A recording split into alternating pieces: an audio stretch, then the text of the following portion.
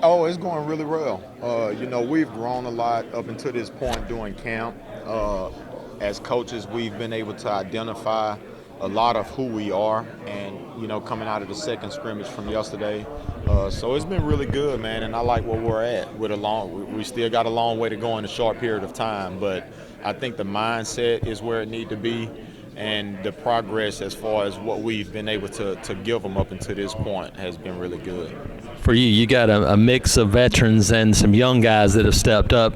Is that kind of the perfect storm for you as a group to have those older guys and then the young guys kind of pushing up there? That's exactly right, because what it allows is for you to have some experienced guys to for this year, and then also have them be able to provide the leadership to bring the younger guys along so they can be able to grow as much as they can throughout the year as well. So it's good to have a little bit of balance of experience and young freshmen as well with the talent necessary to make the future bright.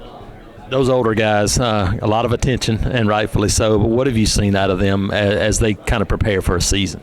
Well, I've been able to see chemistry, which is obviously where it starts in the secondary. The communication of things and just the work that they put in on a day-to-day basis. They worked their butt off this summer, and they got a chance to do it together. And that brings chemistry. And also, man, just this is one of the smartest groups I've ever coached. Jeremiah Denson and Daniel Thomas, they are two of the best communicators I've ever been around, and that is really important in the secondary. And it has allowed for Noah to be able to catch up to what we do a lot quicker because of that. And then obviously with Javars Davis and Jamel Dean with their experience from last year, those guys have been in the system for 2 years. So they got a really good understanding of what Coach Steele and us as a staff are looking for. And because of that, man, I'm excited to see the results on the field this year. You mentioned the safeties and talking about your guys as corners, though, but you got two secondary coaches, but you're one unit. How has that kind of come together? You said it went really well in the spring. How has that kind of transitioned as you get into fall camp? Well, it has went well.